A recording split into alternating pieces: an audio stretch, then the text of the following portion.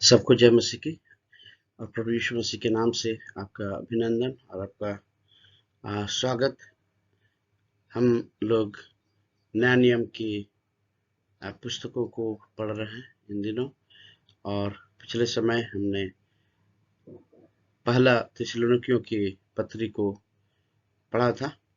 आज हम लोग दूसरे थिस्सलुनीकियों की पत्री के ऊपर अध्ययन करेंगे, और दूसरा थिस्सलुनीकियों की पत्री भी पहले थिस्सलुनीकियों के लेखक के द्वारा ही लिखा गया, और जिसका नाम प्रेरित पौलुस है।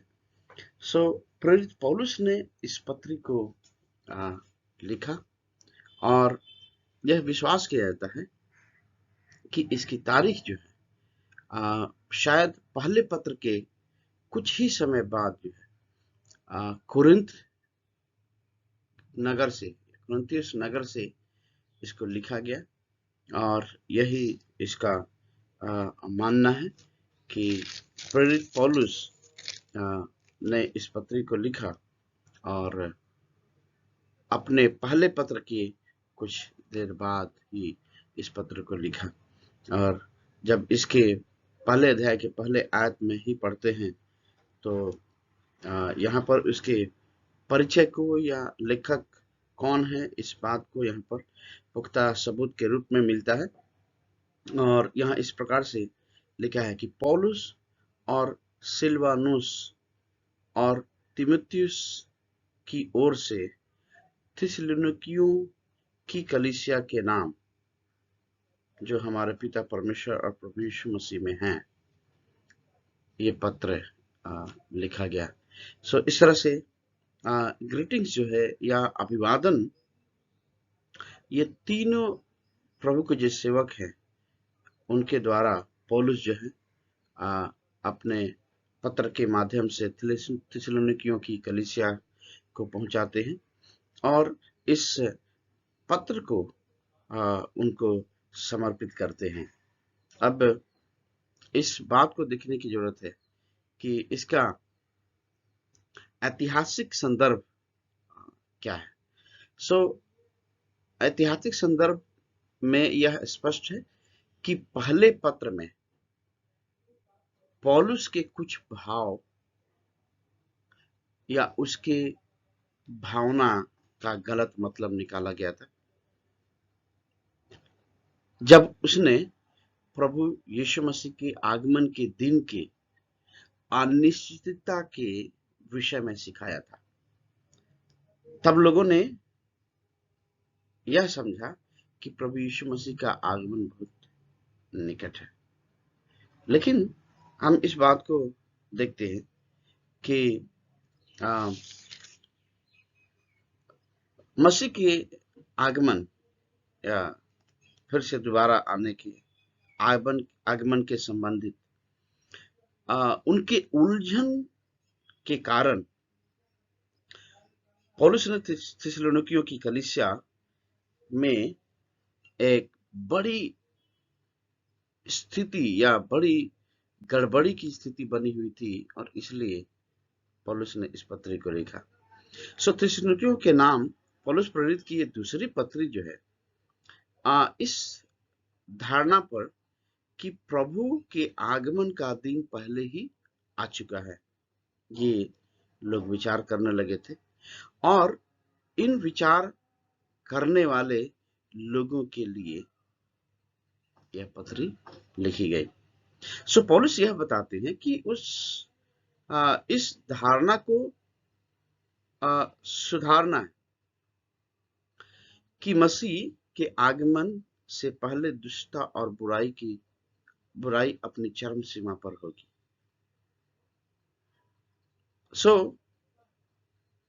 यह एक रहस्यमय शासक की अधीनता में होगा, जिसे पाप का पुरुष अर्थात विनाश का पुत्र कहा गया, जो मसीह का विरोध करेगा, और जिसको दूसरे शब्दों में इंग्लिश में एंटी क्राइस्ट भी कहते हैं। जब यीशु मसीह का आगमन होगा, यीशु मसीह दोबारा आएगा, इसका मतलब अभी आया नहीं है।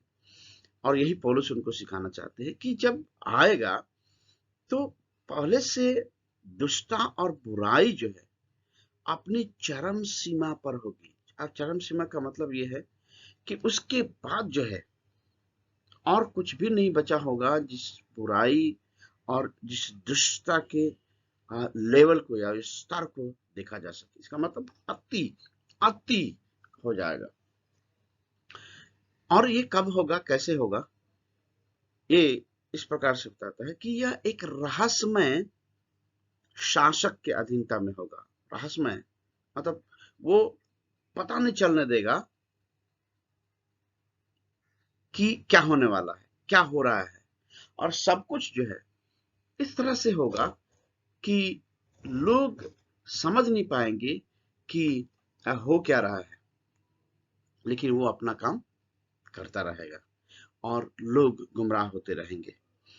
जिसके विषय में लिखा है कि उसे पाप का पुरुष कहा जाएगा।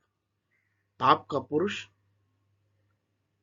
या विनाश का पुत्र।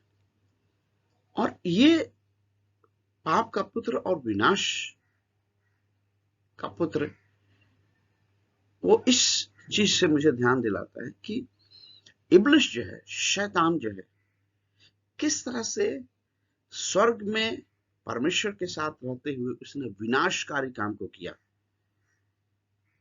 और उसको धरती पर फेंका गया। और धरती पर हवा और आदम के जीवन में एक विनाश को लेकर के आया।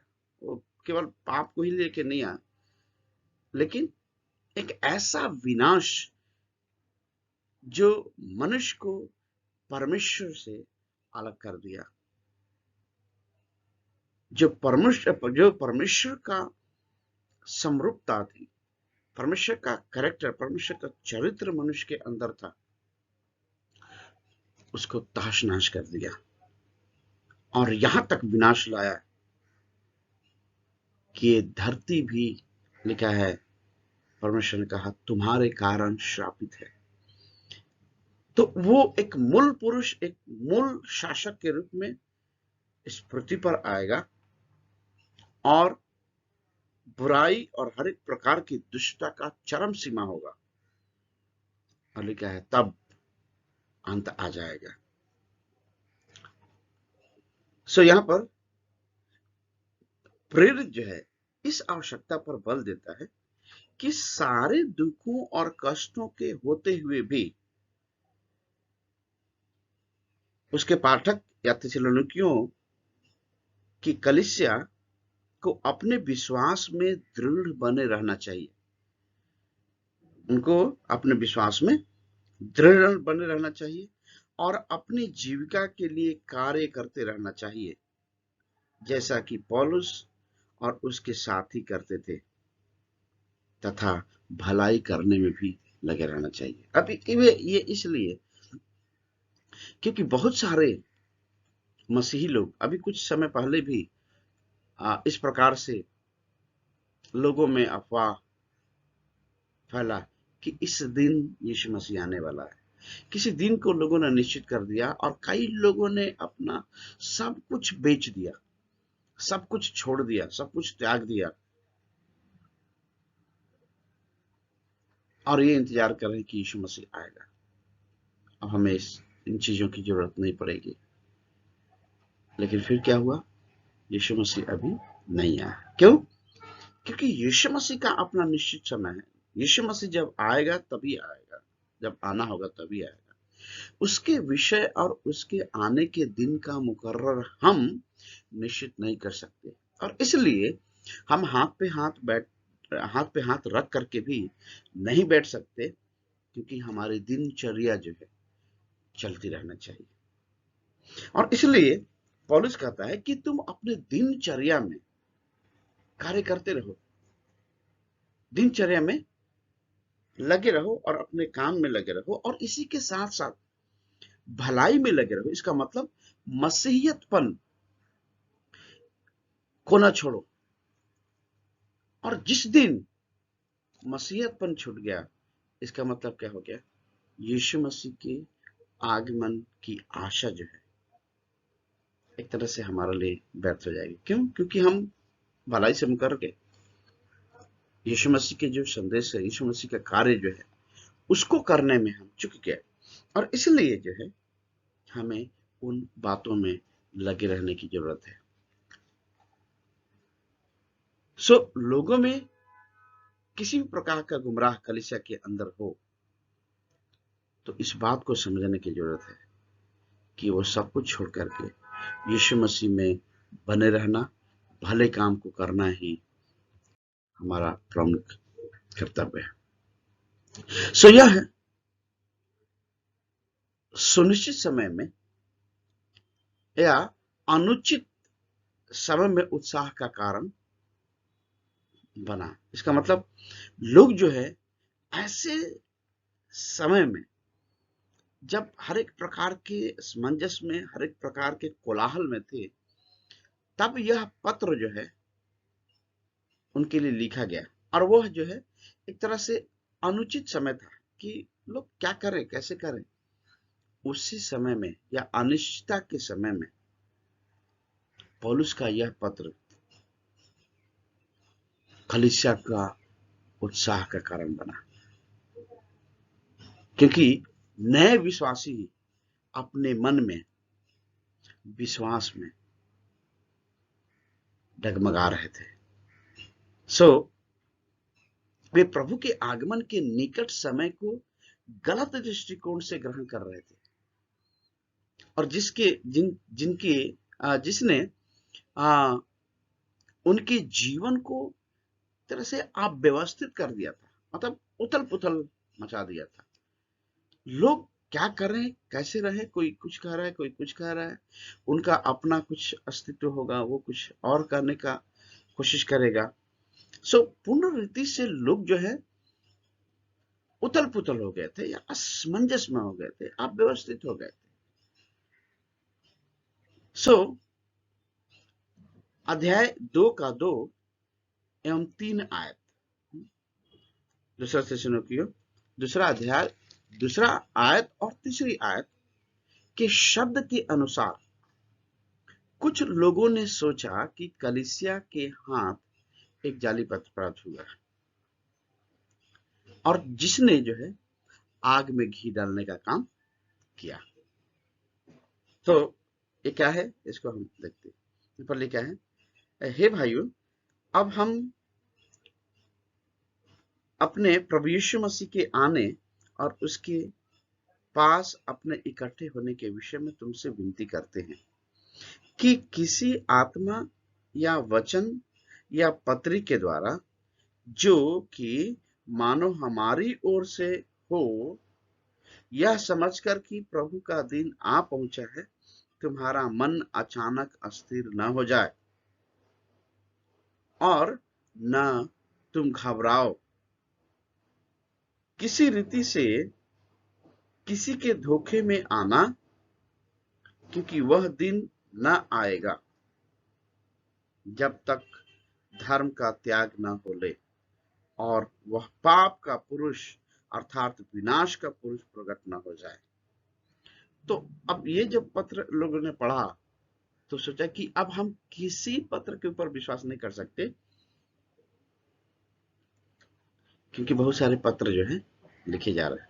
और कौन सा पत्र पौलुस का होगा, किसी ने बदल दिया या किसी ने कुछ किया, ये जो है उनके जीवन में एक अनिश्चितता को ला दिया।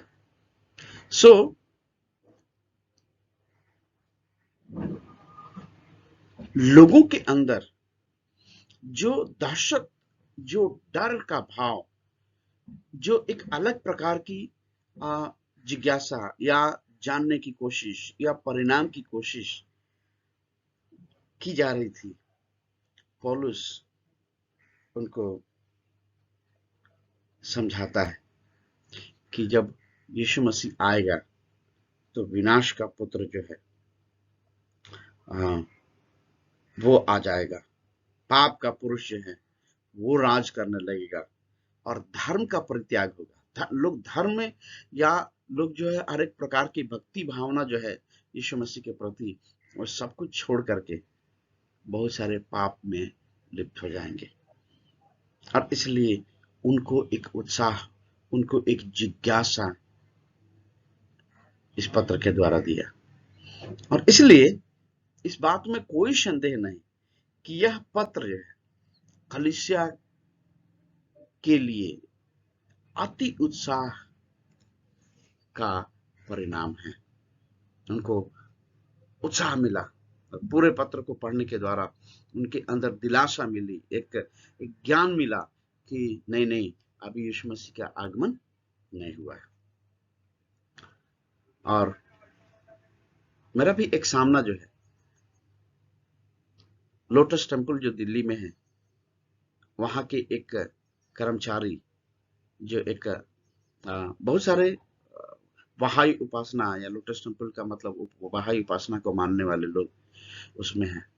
और वो ये सोचते हैं कि उनका टीचिंग ये है कि यीशु मसीह आ गया है, अब यीशु मसीह का या किसी भी अवतार का होना नहीं होगा, क्योंकि बहाई सबसे अंतिम भगवान है जिसकी उपासना हमें करने की जरूरत है, जिसमें सर्वधर्म शामिल करके उनके गुंबज में लगाया गया है सारा धर्म एक समान। क्यों? क्योंकि वो जो है बहाई अब अंतिम अवतार है। तो वहां पर जब मेरा सामना हुआ और जब मैंने उससे पूछा, तो वो अफ्रीकन एक व्यक्ति था, उसने बताया, मैंने सुसमाचार बताने की कोशिश की और यीशु मसीह के बारे में बताने की कोशिश की। उसने कहा यीशु मसीह ऑलरेडी आ गया है। तब मैंने पूछा यीशु मसीह आ गया है, उसका क्या प्रमाण है? हाँ, हमारे भाई ने बताया यीशु मसीह का अवतार मैं अब आ गया है, अब नहीं आने वाला। मैं बोला वचन बताता है, और ये तुम ये बताओ कि जब यीशु मसीह आया तब क्या हुआ? क्योंकि हम लोग पढ़ते हैं वचन में, गॉस्पल्स में, सुसमाचार में यीशु मसीह ने खुद कहा तारे टूटेंगे, चंद्रमा जो है खून के समान लाल अंधेरा हो जाएगा,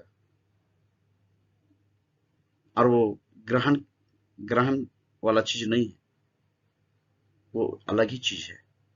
सूर्य अंधेरा हो जाएगा, सूर्य ग्रहण वाली बात नहीं है।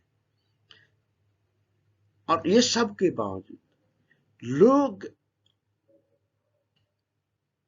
एक ऐसे पुरुष के अधीनता में होंगे जिसको विनाश का पुरुष अभी ये वचन कहता है, और लोग उसके अधीनता में होकर अपने जीवन के लिए तरसेंगे। और इतनी वेदनाएं, इतनी पीड़ाएं होंगी। मैंने उससे पूछा क्या ऐसा हुआ? क्या तुमने तारे के टूटते हुए देखा? और उससे भी अधिक लिखा है यीशु मसीह बादलों पर आएगा अपने स्वर्गदूतों के साथ, और तुर ही फूकी जाएगी। क्या तुमने देखा उसको? क्योंकि वचन ये बताता है कि ये सब मापदंड है। यीशु मसीह जब आएगा तो ये सब चीजें होंगी और तभी आएगा, लिखा है। उसके पहले लिखा, यीशु मसीह ने कहा बहुत सारे आएंगे और कहेंगे कि मैं ही मसीह हूं, और देखो वो वहां है, वो वहां है। लिखा है कि तुम अगर कोठरी में हो तो बाहर न जाना, बाहर हो तो कोठरी में जाना नहीं जाना, तुम पर्वत पर हो तो नीचे मत उतरना। क्यों? क्योंकि यीशु मसीह जब आएगा तो उस समय लोग उठा लिए जाएंगे, मुर्दे जिंदे हो जाएंगे, यीशु मसीह के साथ हो जाएंगे। क्या ऐसा हुआ? अगर नहीं हुआ तो यीशु मसीह नहीं आया है, और अगर नहीं आया है तो कोई भी अवतार यीशु मसीह के बाद न पहले मान्य है, क्योंकि यीशु मसीह ने कहा मैं ही सत्य, मार्ग और जीवन हूं, और मेरे बिना कोई भी पिता के पास नहीं पहुंच सकता है। इसलिए कोई भी अब और पहले, यदि यह क्लेम करता है कि यीशु मसीह मैं हूं या अवतार मैं हूं, ये बाइबल के अनुसार, प्रभु यीशु मसीह के वचन के अनुसार ये गलत है और इसके ऊपर हमें विश्वास करने की जरूरत नहीं है। और ऐसी स्थिति जो है थिस्सलुनीकियों की कलीसिया में भी पड़ी हुई थी। आज की भी स्थिति, आज भी लोग बहुत सारे थिस्सलुनीकियों की कलीसिया के समान असमंजस में, और बहुत सारे लोग ये शिक्षा देते हैं कि 42 साल पहले, इतने साल पहले यीशु मसीह ऑलरेडी आ चुका है, उसका आगमन हो चुका है, अब सताव का समय है। लेकिन प्रियो, सताव जरूर चल रहा है, लेकिन लिखा है कि वो भेद पुरुष या ऐसा पुरुष जिसके बारे में जानना मुश्किल है, वो जब आएगा सारा शासन उसके हाथ में होगा और वो शासन करेगा, और लोग पाप और हर एक प्रकार की विपत्ति, हर एक प्रकार के समस्याएं, पीड़ाएं, वेदना, बहुत सारी चीजें होंगी, और तब यीशु मसीह आएगा। इस तरह से हम देखते हैं कि ये पत्र जो है उनके जीवन में एक स्पष्टता को लाता है।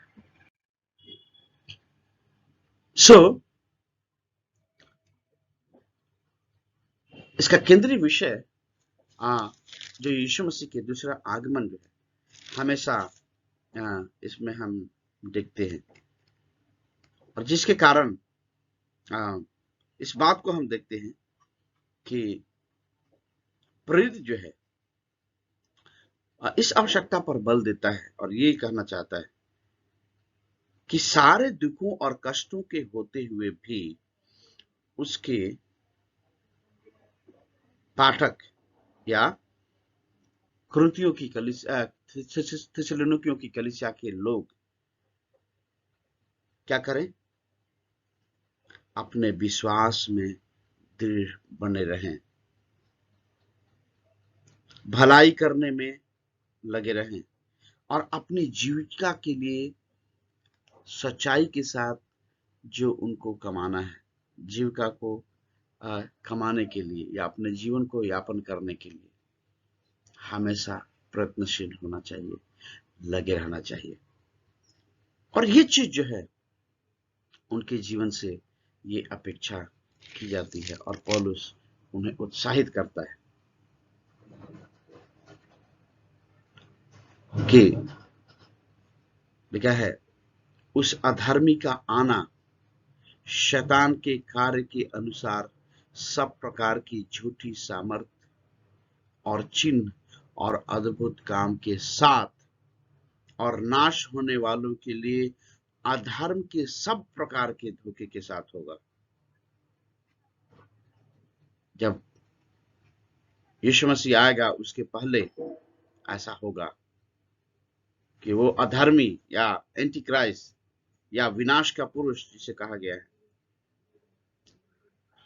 वो धोखे के साथ सब कुछ होगा, क्योंकि लिखा है कि नाश होने वाले के लिए अधर्म के सब प्रकार के धोखे के साथ काम होगा, क्योंकि उन्होंने सत्य से प्रेम नहीं किया। इसका मतलब यीशु मसीह से प्रेम नहीं किया, सत्य, मार्ग और जीवन मैं ही हूं, यीशु मसीह से प्रेम नहीं किया, जिससे उनका उद्धार हो जाता। अगर प्रेम किए होते, अगर यीशु मसीह के ऊपर विश्वास किए होते तो उद्धार हो जाता। अब इस कारण परमेश्वर उनमें एक भटका देने वाली सामर्थ को भेजेगा। इसका मतलब भेजेगा बोलने से कि वे झूठ की प्रतीति करें। इसका मतलब जब एंटी क्राइस्ट आएगा, परमेश्वर होने देगा कि होने दो, इसका यही मतलब है, भेजेगा। तब क्या होगा? लोग झूठी बातों पर प्रतीति करेंगे, विश्वास कर लेंगे, अरे हाँ यही तो मसीह है, लेकिन वो क्या होगा?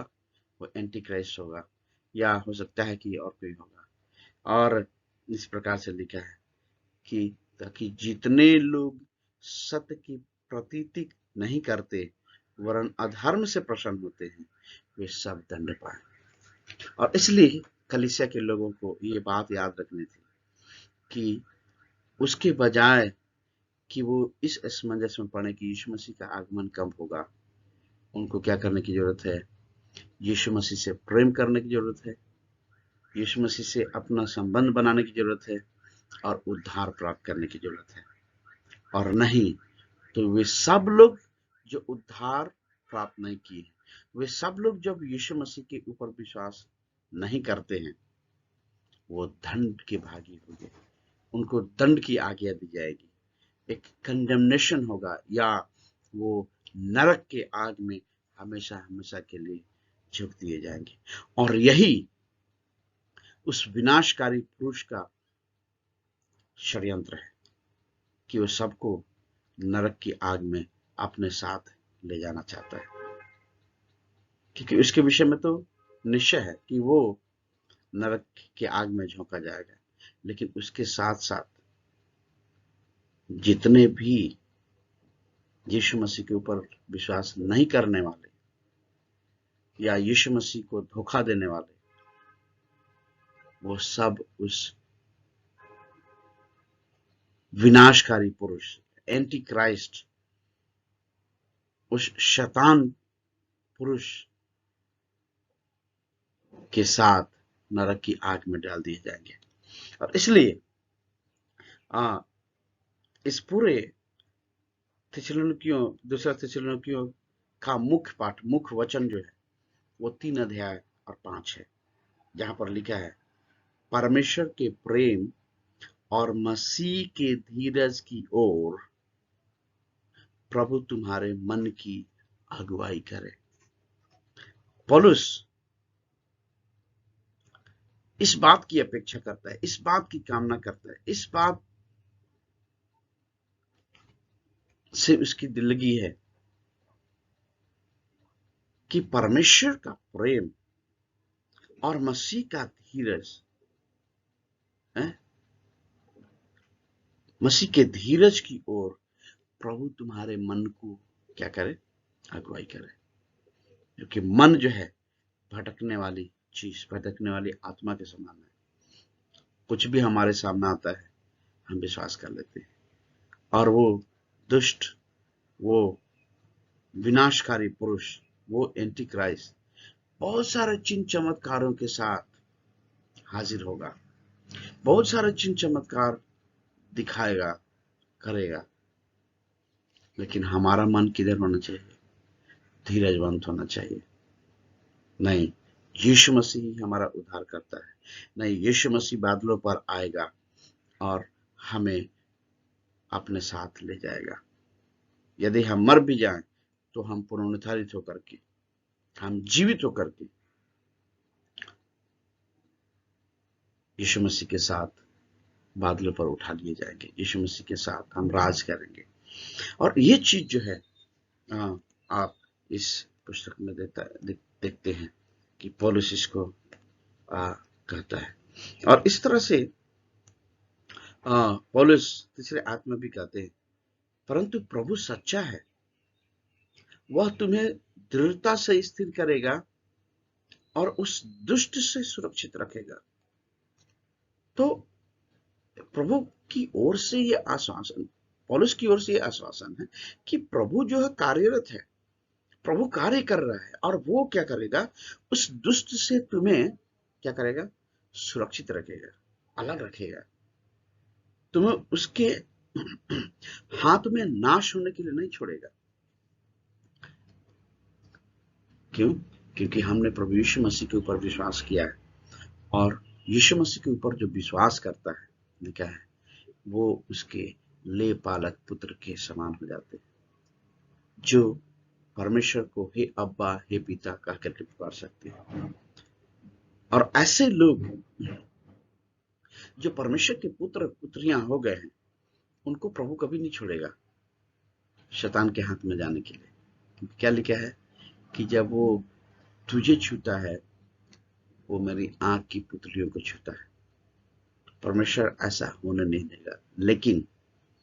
लेकिन जैसे 5वें आयत को हम पढ़ते हैं, चौथे 5वें आयत को फिर से मैं पढ़ता हूँ।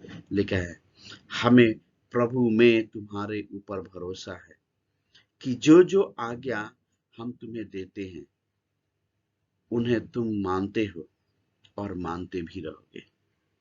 पौलुस अपने विश्वास को उनके ऊपर दिखाना चाहता है कि मैंने जो सिखाया या जो जो आज्ञा दी है उसको तुम मानते भी रहोगे। मैं जानता हूं कि तुम करोगे।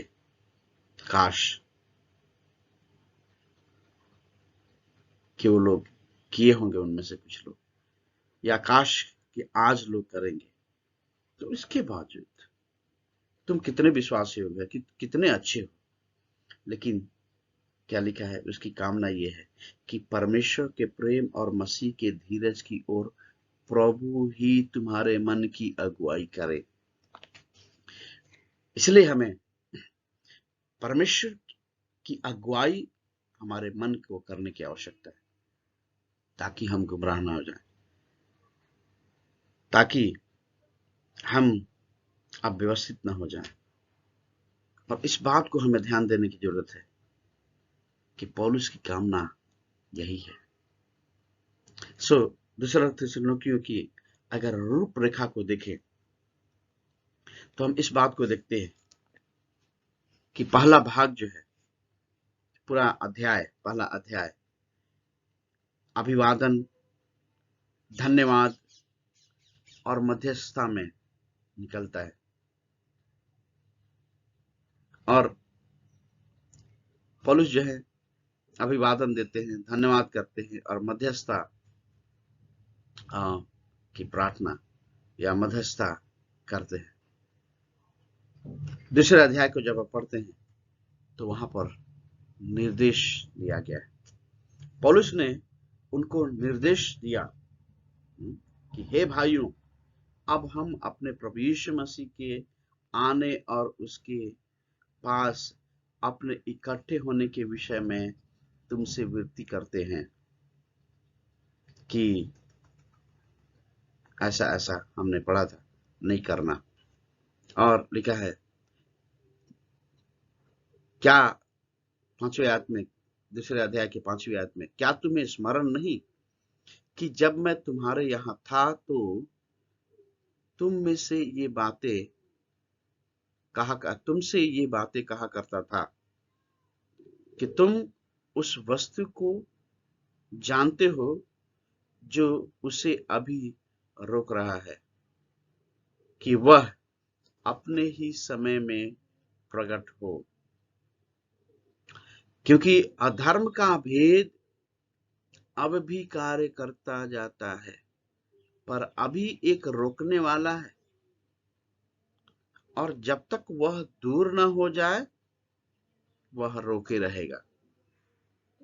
तब वह अधर्मी प्रकट होगा जिसे प्रभु यीशु मसीह अपने मुंह की फूंक से मार डालेगा और अपने आगमन के तेज से भस्म कर देगा।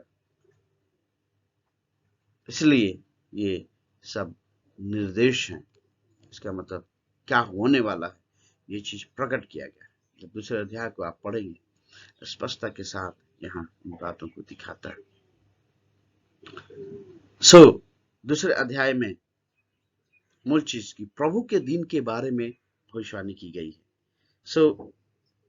दूसरा अध्याय का 1 आयत से लेकर के 12 आयत तक प्रभु के दूसरे आगमन या प्रभु के दिन के विषय में भविष्यवाणी की गई।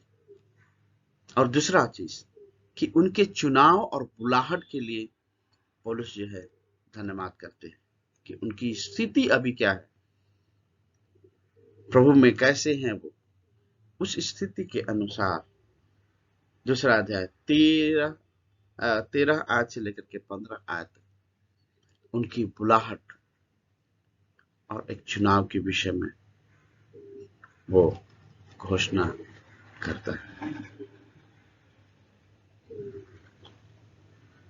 13 आयत में लिखा है, दृढ़ बने रहो हे भाइयों, प्रभु के प्रिय लोगों को चाहिए कि हम अप्रिय लोगों चाहिए कि हम तुम्हारे विषय में सदा परमेश्वर का धन्यवाद करते रहे, क्योंकि परमेश्वर ने आदि से तुम्हें चुन लिया कि आत्मा के द्वारा पवित्र बनकर और सत्य की प्रतीति करके उद्धार पाओ। का धन्यवाद करते कि तुम उद्धार पाओ, यही मेरी कामना, यही मेरी इच्छा है। और उसके बाद लिखा है कि उनकी सेवा और गवाही के लिए, उनके व्यवहार के विषय में पौलुस जो है एक गवाही देते हैं और एक प्रार्थना करते हैं, जो दूसरे अध्याय के 16 और 17 आयत में पाते हैं। और उसके बाद तीसरी बात हम क्या देखते हैं, तीसरे अध्याय में पौलुस का प्रोत्साहन, पौलुस उन्हें उत्साहित करता है, पौलुस उनको जो है एनकरेज करता है, और जब इस बात को कहता है कि प्रभु सच्चा है और वह तुम्हें दृढ़ता से स्थिर करेगा और उस दुष्ट से तुम्हें सुरक्षित रखेगा, ये बहुत बड़ी बात है, बहुत बड़ा प्रोत्साहन है कि परमेश्वर हमारे साथ है तो हमें कुछ भी घटी, कुछ भी वो नहीं हो सकता। सो प्रार्थना के लिए एक बुलाहट है तीसरे अध्याय की 1 से 3 आयत में। फिर 3 अध्याय के 4 से 15 आयत में क्या देखते हैं कि एक अनुशासनहीनता और आलसियों के सुधारने के लिए एक फटकार भी है कि जो अनुशासन रहित लोग हैं, अनुशासनहीन लोग हैं, आलसी लोग हैं, वो सुधर सके। और इसलिए पौलुस जो है उनको फटकार लगाते हैं तीसरे अध्याय के 4 से 15 आयत में। और उसके बाद समापन की टिप्पणी या समापन के शब्द जो है वो तीसरे अध्याय के 16 से लेकर के 18 आयत तक में लिखा है कि समापन में पौलुस एक अभिवादन एवं आशीर्वाद को देते हैं। और इसके साथ मैं भी अंत करूंगा पढ़ के। लिखा है कि अब जो प्रभु जो शांति का श्रोता है, आप ही तुम्हें सदा और हर प्रकार की शांति दे। प्रभु तुम सबके साथ रहे। मैं पौलुस अपने हम हाथ से नमस्कार लिखता हूं। हर पत्री में मेरा यही चिन्ह है। मैं इस प्रकार से लिखता हूं, हमारे प्रभु यीशु मसीह का अनुग्रह तुम पर होता रहे। तो एक टिप्पणी या एक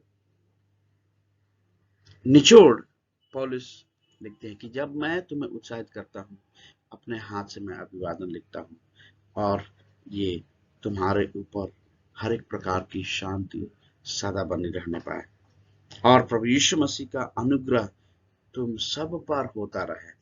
पौलुस ये अभिवादन, ये आशीर्वाद, ये बेनेडिक्शन जिसको बोलते हैं, वो थिस्सलुनीकियों की कलीसिया के लिए दिया। कहा तुम प्रभु में दृढ़ बने रहो और किसी भी रीति से कंफ्यूजन, किसी भी रीति से असमंजस की स्थिति में ना हो।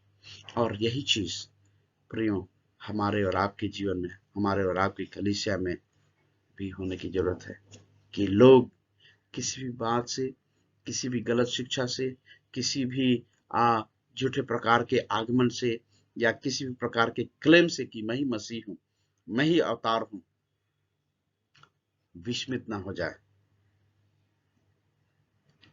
असमंजस में न पड़ जाए और इधर उधर ना भागे। और चाहे कितनी भी कठिन स्थिति हो, सताओ, क्योंकि वो विनाश का पुरुष इन सब बातों को लेकर आएगा।